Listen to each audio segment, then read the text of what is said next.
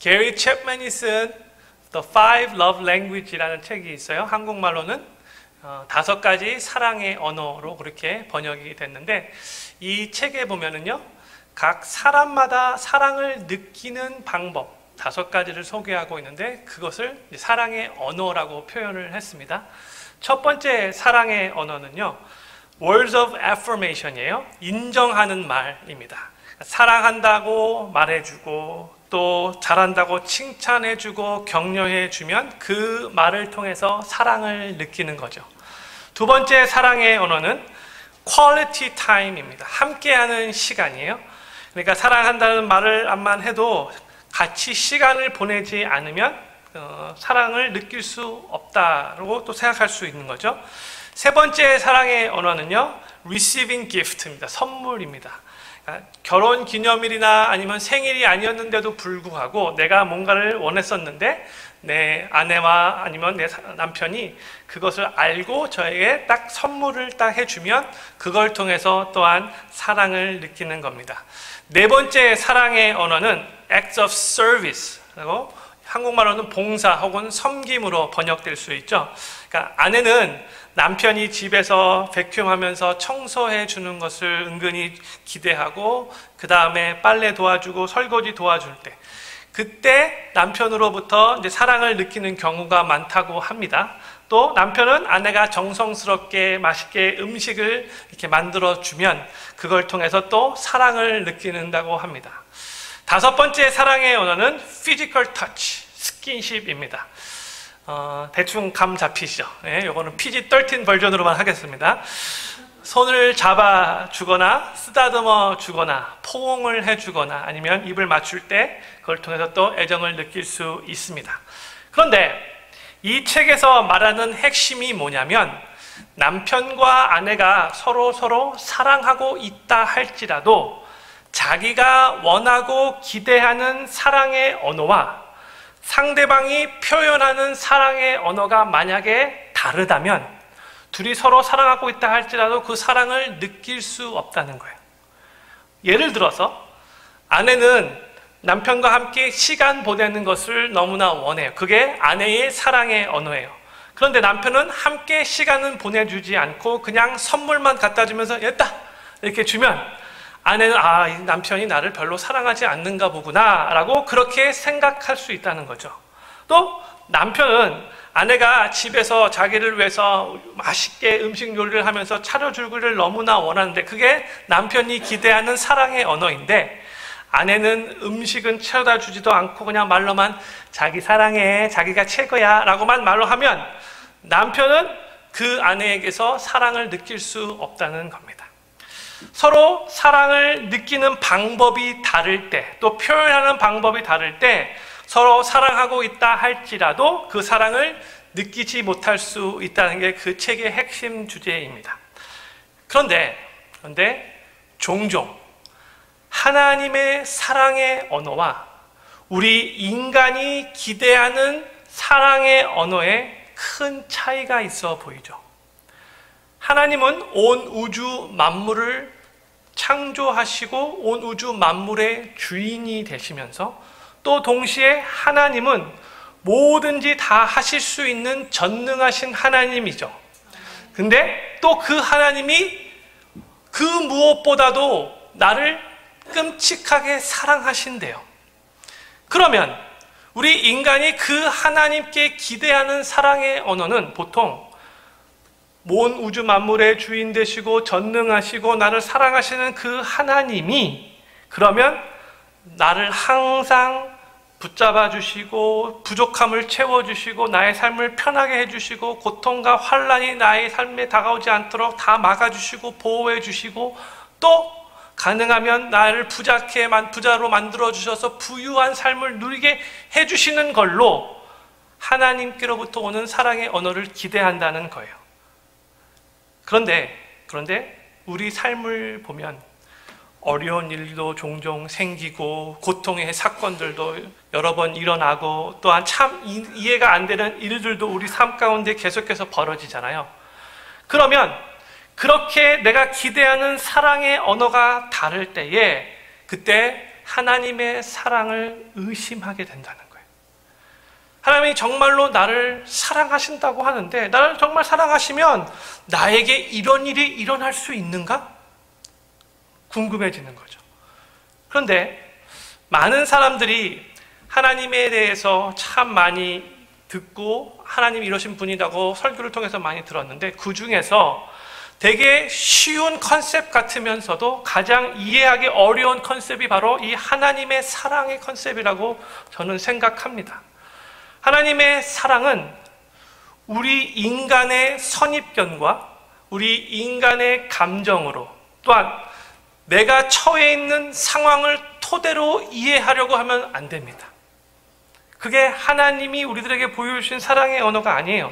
성경에서 말씀하는 하나님의 언어가, 사랑의 언어가 있는데, 그것을 이해하고 그 사랑의 언어를 토대로 하나님의 사랑을 이해해야 한다는 거예요. 오늘은 종료주일이면서 고난주간이 시작하는 첫 번째 날입니다.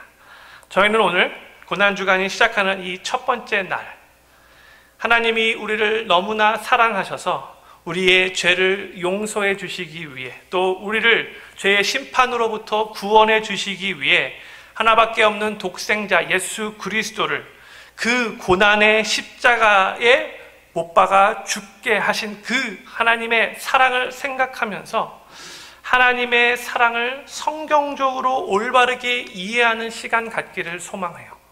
그래서 그 하나님의 사랑이 우리의 심령 가운데 올바르게 그렇게 인식이 되고 그 사랑을 더욱더 감사하며 감격할 수 있기를 바라고, 이 고난 주간에 특별히 하나님의 사랑 안에 거하면서 그 사랑 가운데 감사할 뿐만이 아니라 그 사랑을 흘러보내어 주변에 있는 사람들에게도 그 하나님의 사랑을 나누는 특별한 고난 주간이 되기를 소망하는 마음으로 하나님의 말씀을 증거하도록 하겠습니다. 오늘 본문 말씀 요한일서 4장 8절 말씀을 다시 한번 큰 소리로 읽어보기를 원합니다. 같이 읽겠습니다. 시작.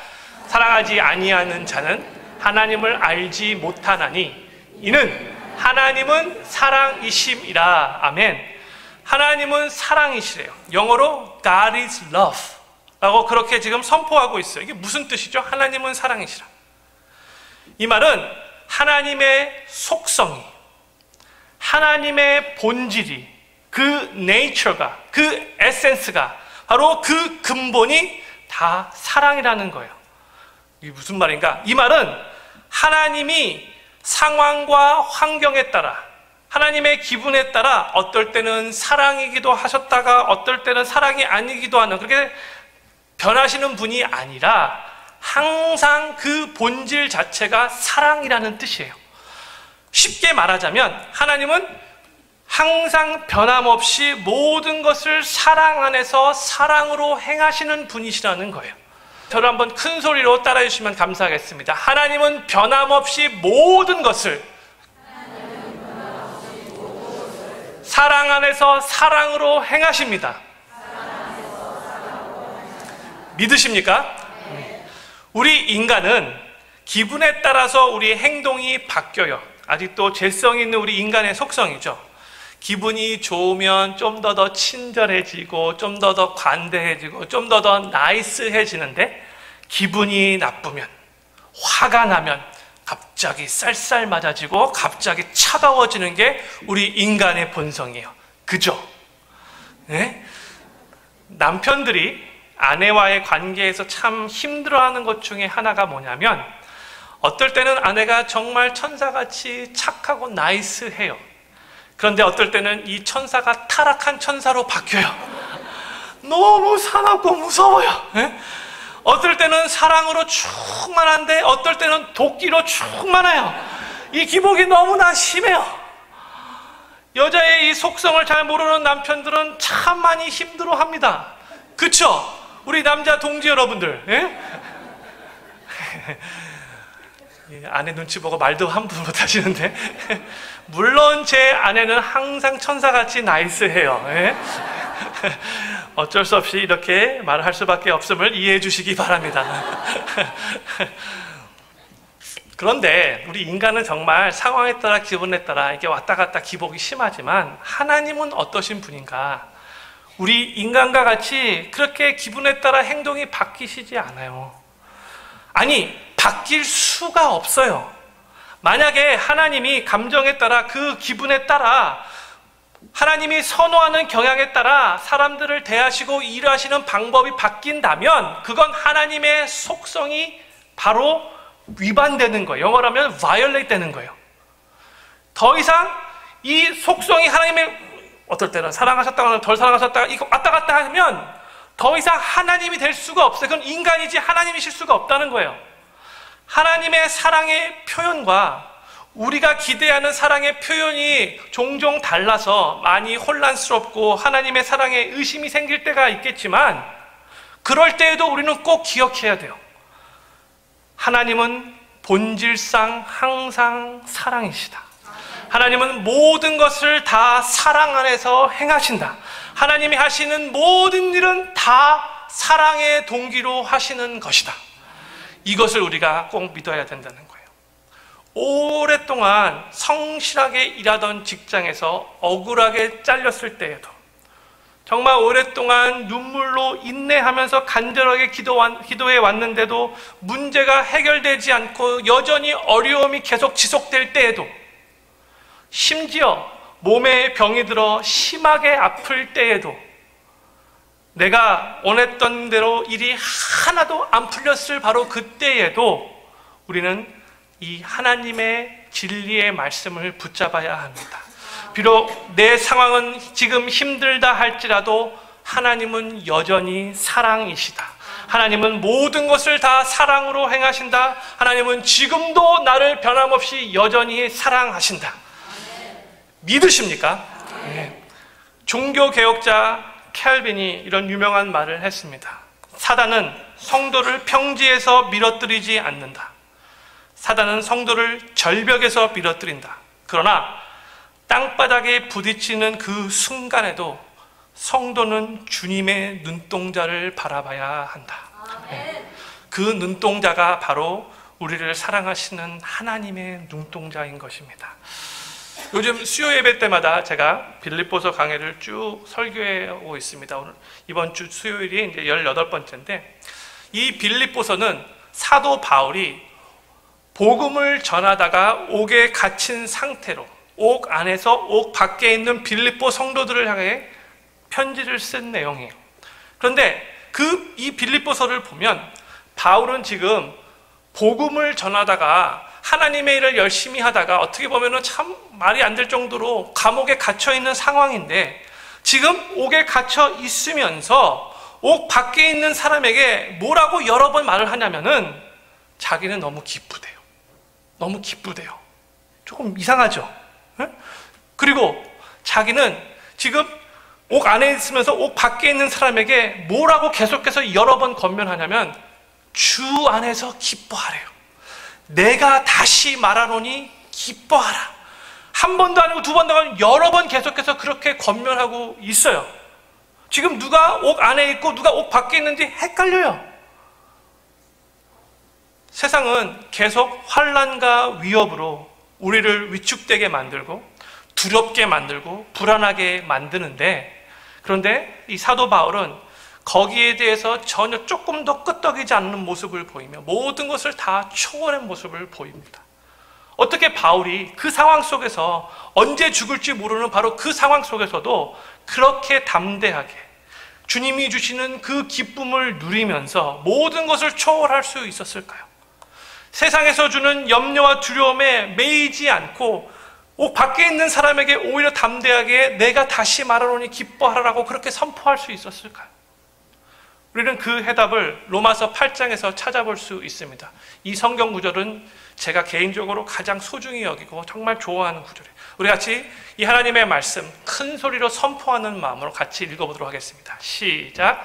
내가 확신하노니 사망이나 생명이나 천사들이나 권세자들이나 현재일이나 장래일이나 능력이나 높음이나 깊음이나 다른 아무 피조물이라도 우리를 우리 주 그리스도 예수 안에 있는 하나님의 사랑에서 끊을 수 없으리라. 아멘.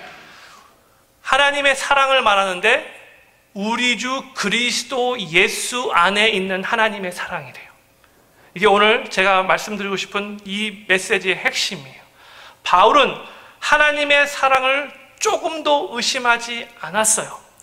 그 어떤 것도, 심지어 핍박과 생명의 위험마저도, 지금 언제 죽을지 모르는 상황 가운데 감옥에 갇혀 있으면서도 그리스도 예수 안에 있는 하나님의 사랑에서 끊을 수 없다라고 확신차게 선포하고 있어요. 우리 하나님의 사랑을 정말로 확신한다면 하나님이 나를 위해 하신 모든 일들이 다 사랑 안에서 사랑의 동기로 하는 것인 것을 우리가 정말로 확신 가운데 믿을 수 있다면 그 사랑으로 말미암아 우리 삶의 두려움이 사라질 수밖에 없는 것입니다.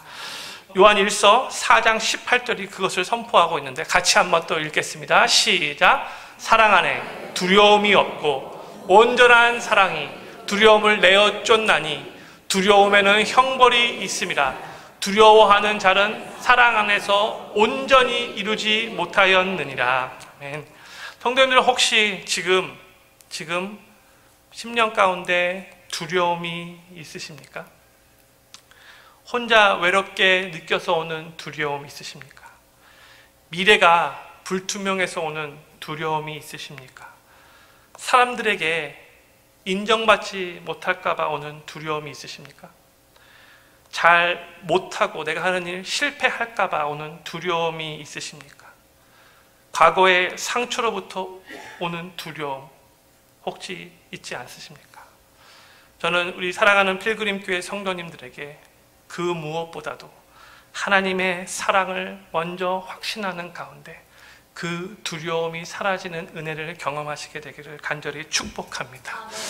어떤 일이 생겨도 하나님은 성도님들 한 분 한 분을, 여러분을, 저를 변함없이 사랑하십니다. 저를 한번 다시 큰 소리로 따라해 주시면 감사하겠습니다. 어떠한 일이 생겨도 하나님은 나를 사랑하십니다. 나는 하나님의 사랑을 조금 더 의심하지 않습니다. 아멘, 아멘. 하나님이 사랑이시다라고 말할 때 우리는 하나님의 사랑을 내가 원하는 것을 하나님이 들어주셨냐 들어주시지 않았냐라고 기준 삼아서는 안 돼요. 그것이 우리가 하나님께로부터 기대하는 사랑의 언어가 돼서는 안 되는 거예요. 하나님이 나 같은 죄인을 죄에서 구원하시기 위해 하나밖에 없는 독생자 예수 그리스도를 죽이시면서까지 그 십자가를 지게 하신 바로 그 십자가의 사랑을 통해서 우리가 하나님의 사랑을 볼 수 있어야 하고 느낄 수 있어야 하는 것입니다. 하나님이 선택하신 사랑의 언어는 바로 십자가인 거예요. 우리가 하나님의 사랑에 대해서 혼돈스럽고 의심이 생길 때마다 다른 건 몰라도 우리를 위해 십자가를 지신 그 예수님을 기억해야 합니다. 나를 구원해 주시기 위해 나 대신 내가 원래 죽었어야 하는데 나의 죄로 말미암아 내가 그 죄값을 받아야 되고 심판을 받았어야 했는데 나 대신 예수님께서 십자가의 희생 제물로 죽으신 바로 그 사건을 통해 하나님의 사랑이 확증되었다고 성경은 여러 곳에서 우리들에게 가르치고 있습니다. 오늘 본문 말씀도 그렇게 우리들에게 가르치고 있어요. 본 말씀 요한일서 4장 9절과 10절 말씀 우리 두 구절 같이 또 큰 소리로 같이 읽겠습니다. 시작. 하나님의 사랑이 우리에게 이렇게 나타난 바 되었으니 하나님이 자기의 독생자를 세상에 보내심은 저로 말미암아 우리를 살리려 하심이니라. 10절. 사랑은 여기 있으니 우리가 하나님을 사랑한 것이 아니요 오직 하나님이 우리를 사랑하사 우리 죄를 위하여 화목제로 그 아들을 보내셨음이니라. 아멘. 우리는 무엇보다도 제일 먼저 십자가를 통해 하나님의 사랑을 깨달아야 합니다. 십자가보다 더 큰 하나님의 사랑의 표현이 없습니다. 만약에 십자가를 통해서 하나님의 사랑을 깨달을 수 없다면 가슴을 치면서 우셔야 돼요. 주님, 내가 십자가를 통한 하나님의 사랑을 먼저 경험하기 원합니다. 눈물 흘려야 돼요. 바로 십자가가 하나님이 우리들에게 선택하며 보여주시기로 한 사랑의 언어이기 때문에 그래요. 우리가 십자가를 바라볼 때 그저 나무 두 개가 겹쳐 있는 것으로 그 형상으로만 바라봐서는 안 되고, 그저 고난과 저주의 상징으로만 십자가를 바라봐서는 안 되고, 우리 자매님들이 목걸이라는 그 십자가에 그냥 그것으로만 생각해서는 안 되는 거고, 그 십자가에서 나 같은 죄인 살리기 위해 하나밖에 없는 독생자 예수 그리스도를 피 흘려 죽이기까지 허락하신 그 하나님의 사랑이 지금도 강같이 흐르고 있음을 그 십자가를 통해서 우리가 느낄 수 있어야 하는 것입니다. 성도님들에게 한번 고민하며 생각해 보기를 원하는 질문을 드리고 싶어요. 십자가를 지시고 십자가에서 그렇게 처절하게 피 흘려 가시며 고통 가운데 죽어가시던 그 아들을 바라보시며 그 모든 것을 그대로 지켜보시며 영어로 allow 하셨던 그 하나님 아버지의 마음은 어떠했을까요? 성경에서는요, 하나님 아버지와 예수님과의 관계를 삼위일체 관계로 말하죠. 뛸래야 뛸 수 없는 관계예요. 그렇죠? 하나님 아버지가 계신 곳에 항상 예수님이 계시는, 성령님도 함께 계시는, 뛸래야 뛸 수 없는. 예수님이 한 번은 이렇게 말씀하셨죠. 아버지와 나는 하나이다. 본질이 같다는 뜻이죠. 또한 예수님이 침례를 받으신 후에 하늘에서 어떤 소리가 들렸죠? 이는 내 기뻐하는 자요, 내 사랑하는 아들이라. 그렇죠? 그런 관계였어요. 하나님 아버지와 예수님은 정말로 친밀한, 뛸래야 뛸 수 없는 그런 사랑의 관계 가운데 계셨는데, 하나님 아버지가 십자가에서 처절하게 피 흘리며 고통 가운데 죽어가는 그 아들을 보시면서 그냥 어쩔 수 없다라고 이렇게 보셨을까요? 아니면 하나님 마음 아파서 너무나 고통 가운데 그 아들의 모습을 보셨을까요? 그 아버지의 마음이 어떠셨을까요? 예수님은 어떠신 것 같아요? 예수님이 십자가를 지시기 바로 전에 겟세마네 동산에서 하나님께 간절하게 기도했어요. 근데 뭘 기도했어요? 이 잔을 내게서 옮기어 달라고. 아버지 뜻대로 되기 원한다고 기도했는데, 왜 예수님이 그렇게 기도했는지 아십니까? 육신의 고통 받는 게 두려워서요? 사람들에게 수치받을까 봐 두려워서요? 아니에요. 그게 아니에요. 예수님 왜 그렇게 기도했는지 알아요? 십자가 위에서 예수님은 한 번도 예전에 하나님 아버지를 향하여 하나님이라고 불러본 적이 없었어요. 그런데 유일하게 십자가 위에서만 단 한 번, 나의 하나님 어찌하여 나를 버리셨나이까 울부짖었죠. 그게 뭘 의미하는지 아십니까? 예수님께서 십자가를 지시고 죽으실 때에는 하나님 아버지의 아들로서 예수 그리스도에서가 아니라 온 인류를 대표하는 죄인의 대표였어요. 십자가에서 모든 죄를 다 짊어지시고 저주 가운데 죽으셔야 했거든요. 그래서 하나님 아버지께서도 저주 가운데 죄로 말미암아 죽는 그 아들을 보고 등을 돌릴 수밖에 없었다는 거예요. 죄로 죽기 때문에. 그래서 예수님이 그렇게 두려우셨던 게 뭐냐면, 한 번도 그런 적이 없는데 하나님의 아버지의 그 임재를 느낄 수 없는, 하나님이 등 돌려야 하는 그것을 경험할 수밖에 없었기 때문에 그것이 두려웠던 거예요. 그게 성경적으로 하나님 아버지의 임재 부재 상태예요. 예수님이 두려워했던 게 바로 그거예요. 그렇기 때문에 그걸 생각할 때 하나님과 떨어지는 것이 그렇게 마음이 아프셨던 거죠. 그게 가장 큰 영적인 고통이었어요.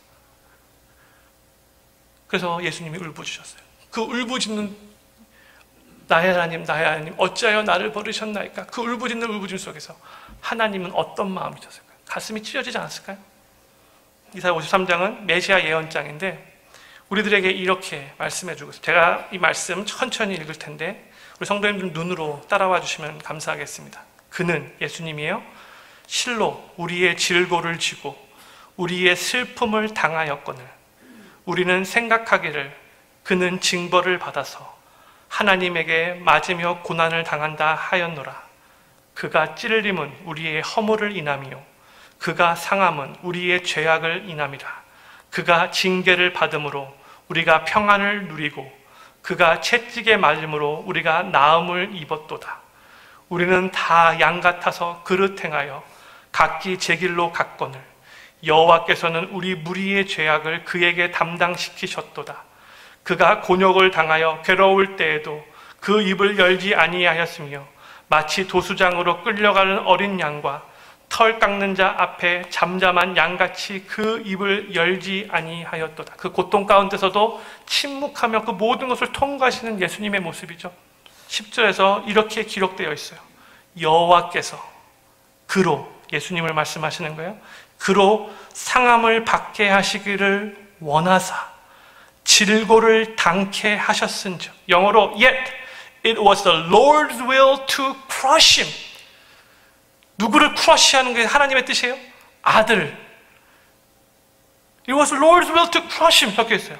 어느 부모가 자기 아들을 남을 위해서, 그것도 말 잘 듣고 착한 남이 아니라 말 되게 안 듣고 계속해서 불순종하고 반항하고 고집 세고 무례한 사람들을 위해서 희생제물로 죽게 내버려두는 부모가 어디 있겠냐 이거예요. 그런데 이사야서는 뭐라고 지금 선포하고 있어요? 하나님 아버지께서 예수의 십자가를 원하셨다는 거예요. It was Lord's will to crush him.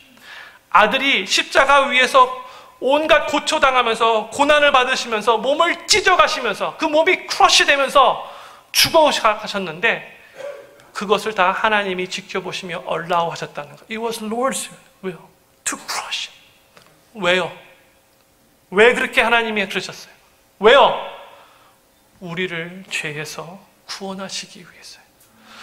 우리에게 새 생명 주시고 우리들에게 이제 산 소망 주시고 이제 죽어도 지옥 가는 게 아니라 영생을 누리며 평생 기쁨 가운데 천국을 누릴 수 있는 그 천국을 허락해 주시기 위해서 비록 아들이 십자가 위에서 처절하게 죽어가는 그 모습을 보면서 마음은 아프지만 우리를 살리기 위해 하나님이 그것을 모든 것을 다 allow 하셨다는 거예요. 이 십자가의 사랑을 통해서 우리는 하나님의 사랑을 느껴야 하는 것입니다. 이 아버지의 마음을 아주 잘 보여주는 영상이 있어서 우리 성도님들과 함께 보기를 원해요. 체코에서 만든 크리스찬 영화예요. 체코 말로는 Most인데 영어로 하면 The Bridge, 한국말로는 다리입니다. 원래 한 30-40분 되는 영화인데 축소했어요. 한 5-6분 정도 됩니다. 근데 영화의 요소가 있기 때문에 여러 가지 다른 그런 모습들이 있지만 딴 거 몰고 거기에 보면 사랑하는 아빠와 사랑하는 아들이 나와요. 그런데 아빠가 많은 사람들을 살리기 위해서 어쩔 수 없이 아들을 죽여야 하는 장면이 나와요. 그때 아버지의 심정이 어떠했을까?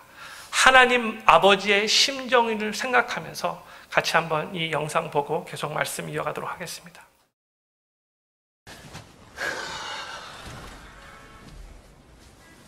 Bro. Za hodinu pojede vlak, jo. Za 30 minut pro tebe přijdu a půjdeme nahoru a budeme pouštět čoupátka, jo. Položíme most. No, mostem položíme most, jo? Jo! 30 minut sedět, nikam neběhat. Jasný? Jasný. Tak jo. Tak čau.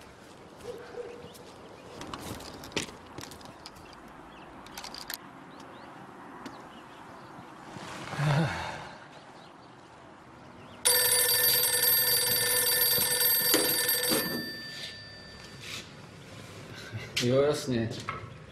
Už ho vidím, to tvůj samovar. Jo? Ahoj.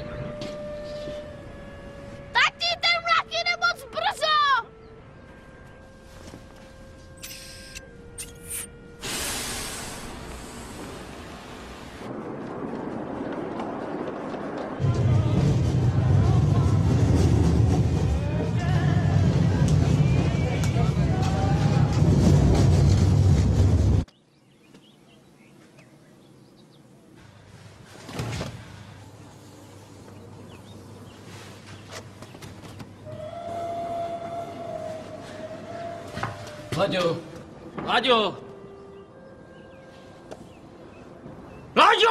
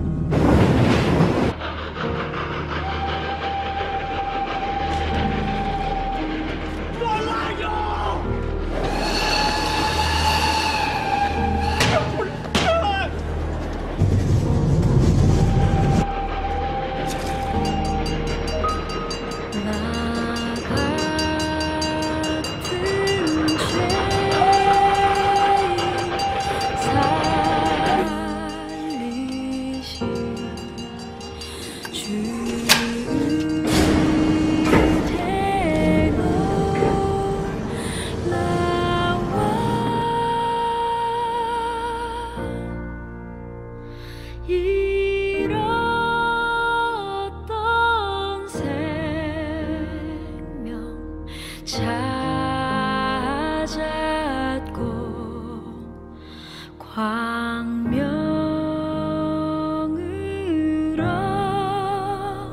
얻었네.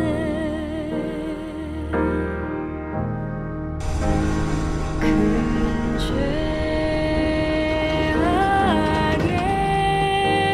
죄악에서 건지신 준혜고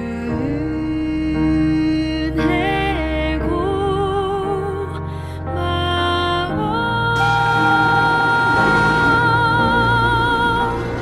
나 처음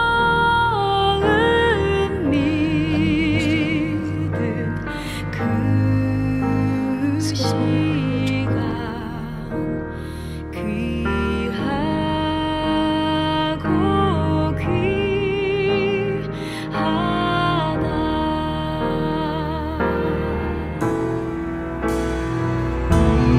이제껏 내가 산 것도 주님의 은혜라. 또 나를 장차 본 향해 인도해 주시리.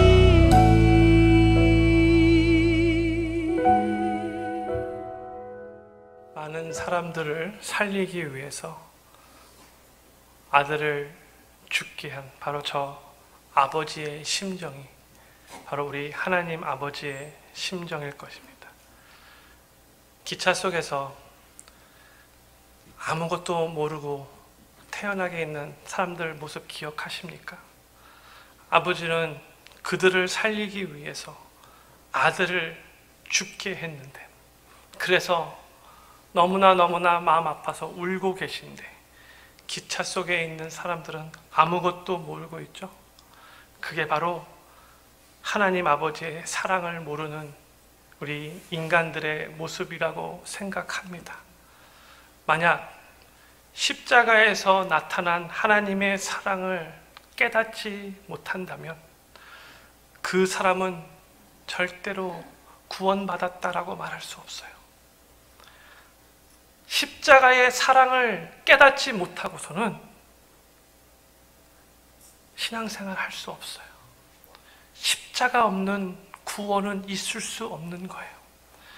만약 자신의 삶에서 한 번도 십자가를 통한 하나님의 사랑을 경험해 보지 못했다면, 한 번도 십자가로 인한 감사와 감격이 삶 가운데 없었더라면 나 같은 이 추악한, 전적으로 타락한, 죽어 마땅한 이 죄인을 살리기 위해 나 대신 주님께서 그 십자가를 지셨군요 하면서 애통해하는 그 마음이 한 번도 없었다면 착각하시면 안 돼요.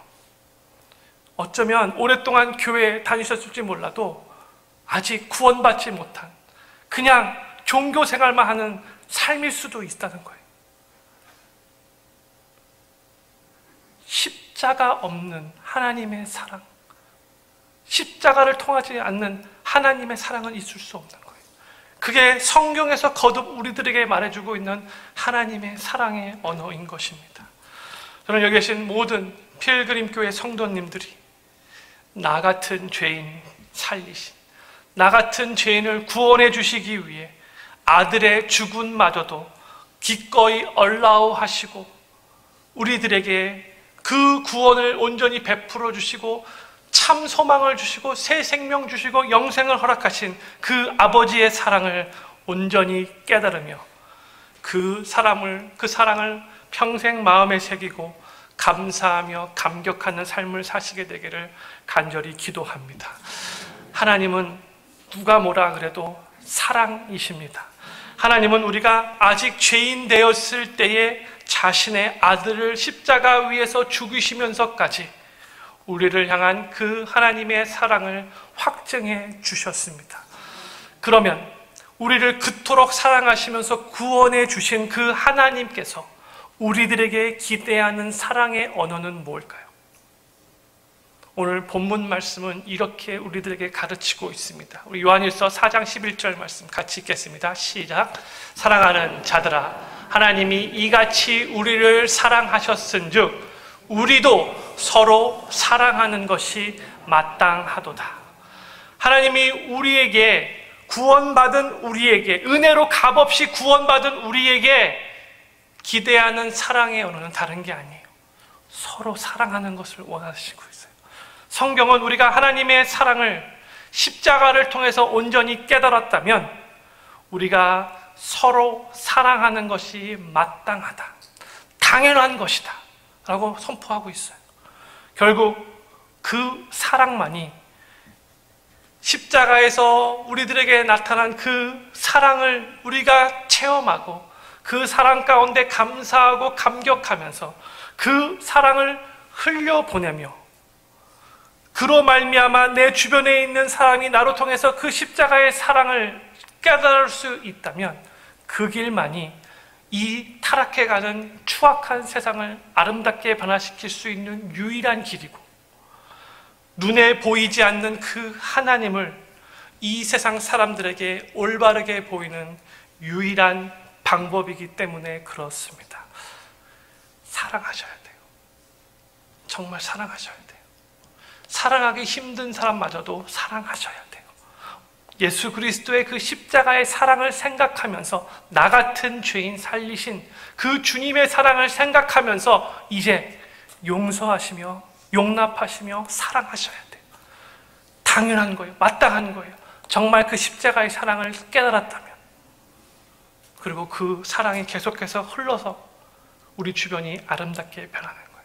내 가정이 아름답게 변하고, 내가 속해 있는 목장이 아름답게 변하고, 우리 교회가 아름답게 변하고, 또 우리가 살고 있는 바로 이 지역이, 이 직장이, 이 사회가 아름답게 변하는 거예요.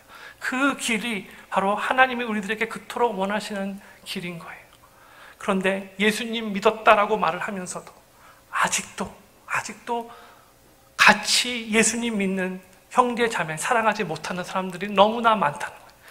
하나님의 마음이 찢어지세요. 그럴 수는 없는 거예요. 십자가의 사랑을 온전히 깨달았다면 그럴 수 없는 거예요. 같이 한 교회 다니는데 말도 안 섞어요. 그럴 수 없는 거예요. 사랑은 십자가의 사랑을 통해서 먼저 우리들에게 증거되어졌고, 그 사랑은 또 사랑받은 자로 말미암아 다른 사람들에게 자연적으로 흘러가는 게, 그게 당연한 겁니다. 그래서 그 사랑으로 이 세상이 아름답게 변하는 겁니다. 2년 전 가족 휴가 때 저희 가족이 그때는 캘리포니아 남가주에 살고 있었는데, 그 남가주에서 아리조나에 있는 세도나에 가족 휴가를 같이 3박 4일 갔다 왔어요. 월요일 날 새벽 일찍 떠났다가 목요일 밤 늦게 이제 운전하고 돌아왔어요. 이게 원웨이 편도로 7시간 운전하는 장소였는데, 오랜만에 가족들이 가족 휴가를 가지면서 참 좋아했었어요. 특히 우리 딸내미가 좋아했던 것 같아요. 저희가 목요일 밤 늦게 집에 돌아왔는데, 운전하고 제 딸 캐리스가 자기 방에 들어가서 뭔가 하더니 제 책상 위에 자기가 만든 종이 상자를 올려놓았어요. 그 위에다가 아빠라고 영어로 적었어요. APPA 적었어요. 뭔가 하고 이렇게 딱 열어봤더니 그 안에 50불짜리 캐시가 있었고, 그 다음에 자기가 손수 쓴 쪽지가 있었어요. 제 딸이 영어로 이렇게 적었습니다. Dear 아빠, You've been doing so much the past year. 그동안 우리를 위해 많은 일들을 해줘서 고마워요. I know this is not much, but please accept it. 많지는 않지만 꼭 받으세요. Please do not give me money back. 돈 다시 돌려주려고 하지 마세요. Love you always, Caris. 제가 제 딸내미가 쓴 이 노트를 읽는데 정말 눈물이 핑 돌았어요. 돈 50불 때문이 아니라 딸의 마음이 느껴졌던 거죠. 아버지를 향한 딸의 마음. 제가 7시간 혼자서 운전하고 오면서 정말 육신적으로 많이 피곤했거든요. 그런데 그 노트를 보는 순간 피로가 싹 나가졌어요. 막 힘이 났어요. 그리고 너무나 미안한 거예요. 내가 좀 더 우리 애들에게 잘해줄 거. 바쁘다는 핑계로 잘 못해줬다. 그래가지고 딸한테 가가지고 뽀뽀하고 그 50불 어떻게 했을까요? 예? 가족으로 해서 또 풀 수밖에 없죠. 예? 제가 먹는 게 아니죠. 이놈의 아들에게는 땡큐 소리 한 번도 듣지 못했는데 역시 딸이 최고입니다. 성도님들, 누군가로부터 사랑을 받으면 그 사랑으로 인해 마음이 따뜻해져요. 또 그로 인해서 그 사랑 때문에 다른 사람을 더 사랑하고 싶은 마음이 생기는 게 당연한 거예요. 하나님의 자녀라면 당연한 거죠. 이번 주는 고난 주간입니다. 우리는 하나님의 사랑을 나타내며 그 사랑을 전하는 삶을 매일매일 사는 것이 당연하지만, 그런데 특별히 이번 한 주, 이 고난 주간에는 더 많이 그 사랑을 주변에 있는 사람들에게 흘려보내는 한 주가 되기를 간절히 소망합니다. 바로 그런 삶이 나 같은 죄인을 살리기 위해서 고난받으시고 십자가에서 죽으시면서 나를 온전히 구원해 주신 그 예수님이 가장 원하는 삶이고요. 또한 이 고난 주간을 가장 경건하게 잘 보내는 길이라고 저는 믿습니다. 우리 필그림 교회 성도님들로 말미암아 우리 하나님의 사랑을 주변에 있는 사람들이 조금 더 느낄 수 있기를 바라고, 그로 말미암아 이 버지니아 지역, 이 워싱턴 지역이 조금 더 우리로 말미암아 아름다워지기를 간절히 소망합니다.